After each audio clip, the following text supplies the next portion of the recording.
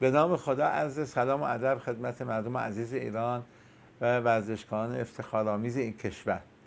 خب موضوع هفته اطلاع رسانی هپاتیت خیلی موضوع مهمیه. ما با دو معضل بزرگ جهانی روبرویم، هپاتیت بی، هپاتیت سی.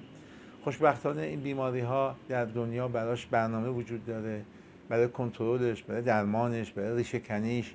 خب راه انتقال این دوتا ویروس معمولاً تماس با خون فرد آلوده است و از راه دست دادن و غذا خوردن این بیماری منتقل نمیشه.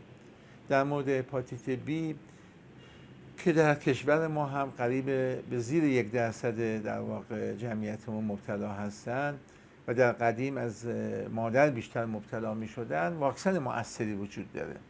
پس ما برای هپاتیت بی واکسن مؤثری داریم، میتونیم به اطرافیان، به افرادی که مبتلا نیستن واکسن هپاتیت بی بزنیم و جلوی ابتلای اونا رو بگیریم. واکسن مؤثر بی خطره.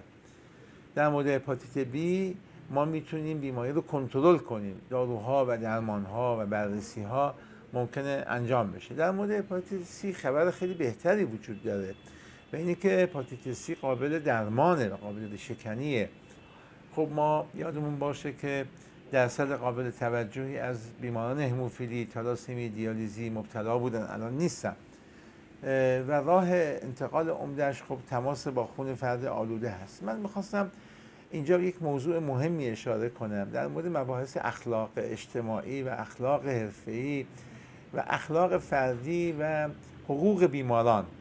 ما میدونیم که بیماران وقتی اعتماد میکنن به جامعه پزشکی ما باید اسرار اونها رو حفظ بکنیم و در این حال اطلاعات غلطی که تو جامعه وجود داره، ما فکر میکنیم ورزشکاران جزو قشری هستن که باید بهشون رسیدگی بیشتری بشه، یعنی آزمایش بدن، منفی باشن، واکسن بزنن که اونها رو حفظشون کنیم، سلامتشون رو حفظ بکنیم، جلوی ابتلاشون رو بگیریم. اما اگر یه ورزشکاری مبتلا به هپاتیت بی بود، این چه داستانیه که ما این موضوع در رسانه میبینیم و به صورت غلط هم میبینیم، به صورت غلط مطرح میشه، به صورت غلط نتیجه گیری میشه. اصلا هپاتیت منعی برای چه بی چه سی منعی برای ورزش کردن، ورزشکار بودن، در محیط ورزشی کار کردن اصلا نداره و از راه خونی ممکنه منتقل بشه. ولی میبینیم که ما تجارب متاسفانه بسیار ناخوشایندی دیدیم. عدم رعایت حقوق بیمار. اصلا ما میبینیم تو رسانه جای مختلف از نقل قول از این و اون میشه که مثلا فلان ورزشکار هپاتیت داره، بیاد ورزش کنه، بیاد ورزش نکنه. با چه مجوزی شما اعلام میکنید یه ورزشکار مبتلا به هپاتیت هست؟ حق نداریم ما انگ اجتماعی به افراد بزنیم، حق نداریم حقوق اجتماعی رو از بیماران محروم کنیم.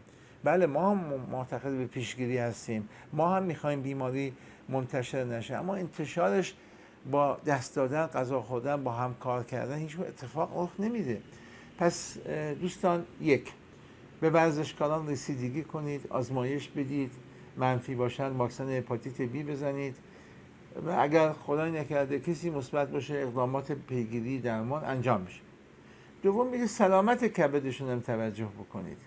گاهی وقتی ورزشکاران دچار کبد چرب میشن، کبد چرب پیشرفت میکنه و عوارضی داره که باید برای بیماران در واقع بیماری های کبدی ورزشکاران فکری کرد، تلاش کرد با عدم استفاده از داروهای نیروافزا و یا مضر برای کبد و تشویق به تغذیه مناسب میتونه ضامن سلامتی اونها باشه.